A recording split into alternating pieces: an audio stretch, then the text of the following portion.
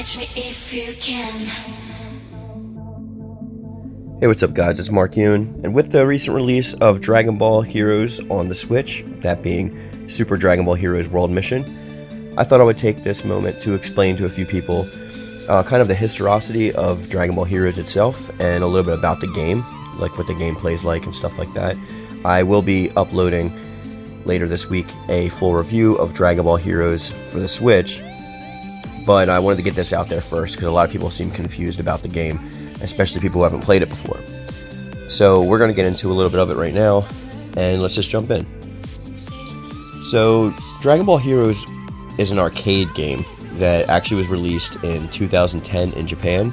It utilizes actual physical cards that you can buy packs for with characters, attacks, stuff like that.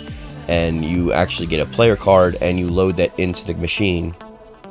And when you load that into the machine, the game reads it, and your character that you have the card for becomes part of the game.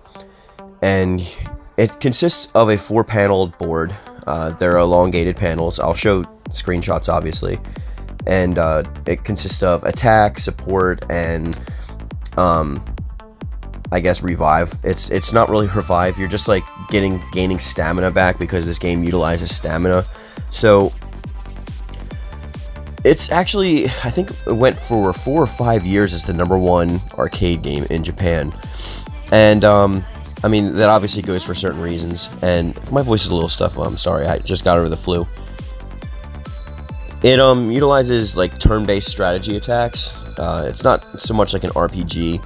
There is a lot of depth to the game. There's things such as putting 2 characters next to each other with a certain amount of ki will allow them to fuse, or doing having Ultra Instinct Goku Sign transform into Mastered Ultra Instinct, and doing a God Kamehameha. There's a lot of things like that. And a lot of people seem a little put off by the graphics of the game. It is made by Dimps, which is the same people that made Budokai. They are utilizing Budokai assets, not from the first Budokai, obviously. It's Budokai 2 through Infinite World. And I think it works really well for the game. I don't understand why people are expecting like Fighters style graphics, because Fighters has like 30 characters and this game has like 1,200 cards, and there's not a lot of repeats with it. I've heard that as one of the main complaints, and I've also heard that it looks like a mobile game. Also, people are saying that it's like just a rip-off of the Xenoverse 2 bonus mode, the Hero Coliseum, which the only thing I don't understand about that is like Hero Coliseum just came out like last year, and this game has been a game since 2010, so it's been out for like 9 years, and this is the 4th iteration of a console version of that game. We had Ultimate Mission on the 3DS, Ultimate Mission 2 on the 3DS, and then we had Ultimate Mission X on the 3DS, and now Super Dragon Ball Heroes World Mission is the 4th iteration of the game in the series. So I actually like the game a lot. There's a lot of reasons for that. There's a lot of fan service in it, which is something I love with Dragon Ball. As far back as like we can see, like a lot of the most popular Dragon Ball games have iterations of characters that are not seen in the traditional canon. So we have in Raging Blast 2, people went apeshit over Super Saiyan 3 Vegeta as well as Super Saiyan 3 Broly. They were highly sought after characters. They were post-game unlock characters, and they were fan service characters, and I loved that. Also, the Japanese version, exclusive version of Budokai 2 had characters such as Majin Vegeta and Majin Cell, which made the game a lot more expensive than the American version of Budokai 2, and it still is to this day. So with those things being in there, and the popularity of these what-if characters, quote-unquote, like I don't understand why more people aren't jumping on board with Heroes. Like, we have characters in this game like Baby Absorbed Janemba. We have Super Saiyan 4 Gohan. We have Adult Gotenks, Super Saiyan 4 Vegito, Super Saiyan 4 Broly, Masked Broly, Black Star Dragon Ball characters, like a new transformation for Cell. And I can go on and on with that stuff, as the character is packed full with different characters. I think in the Switch version alone, there's like more than 350 different characters amongst the 1,200 cards that it has. They say characters because of individualistic characters. There's a lot of like repeats and stuff like that, and fusion cards. But I don't know. I enjoy the gameplay. There's a lot of deepness to it that I want to say. There's like things that have to do with your stamina and then your key bar health. There's different classes such as Berserker, Hero, and Elite, and some of them actually value Ki Blast more over physical attacks. Ki Blast takes away your opponent's stamina, whereas physical attacks actually affect their HP a lot more. There's combination attacks, such as like a 2-person attack or a 3-person attack. They all have like different special hidden abilities, transformations, stuff like that. And the games always come with a pretty in-depth story. I actually had a Japanese 3DS just to play the first one, and I really enjoyed it. There was a lot of gameplay to it. There's like hundreds of hours of stuff to do, like not even just beyond the story mode. There's obviously the PvP and the online battle aspect to it as well. But there's just like a lot to this game, and I've been waiting for this to come stateside since the first one came out.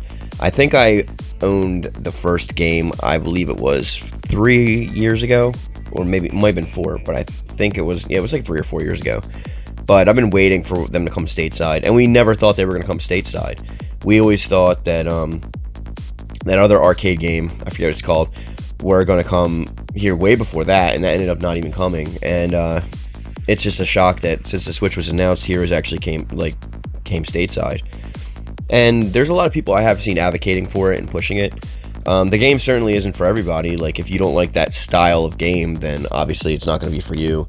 It's clearly not a game like Fighters or something like that. It's more of a card-based game. I mean, the characters do fight. The story is pretty interesting too. It's like you go into the actual card game yourself, so you're actually battling and teaming up with these characters. There's just a lot to it. As far as people saying that like it's like a mobile game, sure, I guess you can say that the gameplay kind of resembles something that you would see in a mobile game, but there's also the big factor that all the gachas are available in-game, all the summons are available in-game, there's no purchasing required, there is no option for purchasing summons tickets. Everything that you want to get or will ever get is going to be in the game already, so you're not spending any money for pay to win. You're just enjoying the game, which is how it should be in my opinion. And I don't know, there's not much else that I can say about it too much. It's just nice to see that it finally came stateside. I am seeing a lot of support for it, but I am seeing a lot of negativity towards it, specifically on like Instagram and Twitter, people saying it looks like trash or they don't like the graphics. Truly, most of them are younger. They look like they're about 15 or younger, so obviously they wouldn't even know what Dragon Ball Heroes world, like the actual game, is. And most of them never even are old enough to own a PS2, so sometimes I take the time to actually talk to them about what the game is, but people are going to like what they're going to like, so it doesn't really matter. If they want to play Fighters with like its limited roster, it has good gameplay, but it's crappy story, whatever, they can do whatever they want. I, for one, am not going to stick to one game. I like playing multiple games, so especially when it comes to Dragon Ball, it's nice to actually have one on the Switch. And we don't know if there's going to be another Dragon Ball game on the Switch, so this might be the option of having that on there to scratch that itch. Plus, like, for older players such as myself, there's like a lot of nostalgia involved with actually looking at the graphics. I mean, I still play the entire Budokai series. I think the only Budokai game that I don't have is 3. Even though that's everyone's favorite, I hate Dragon Rush, and the capsule system is trash in that game. I really prefer Infinite World over it. Besides the fact that Infinite World also has like characters that Budokai 3 doesn't have, like Janemba. It's just, it brings back a lot of memories, and it's like calm and soothing, and the graphics are actually really crisp. I played it on my TV, and I have a big screen, and it looked gorgeous. Like, there is It was completely crisp. There's no like jagged edges or anything like that. I was fairly impressed with it. So for those of you that maybe not want to get this game, I would recommend just trying it out. There is a way to play the demo of it. I believe you have to switch your Switch region, the eShop store, to Japanese so that you can download it. Just do that and give it a go and see if you like it. Most of the gameplay footage that I have in this video is from Ultimate Mission X on the 3DS. I'm still trying to figure out how to capture stuff on my Switch. But with that being said, we're going to bring this video to a close. I hope you guys check it out. And also be sure to check out my friend Rich at Ragaroth. You'll find a link to his channel in the description box down below. And I'll see you guys on the next one. Peace. 지금 내가 걸어가는 거린 Blackpink four way 사거리 동서남북 사방으로 running in a bucket list 싹 다 버려 널 당기는 것도 멀리 밀치는 것도 제 멋대로 하는 bad girl 조금 싫어하고 누가 뭐라 하던 with a bass drop it's another banger 두 번 생각해 흔한 남들처럼 착각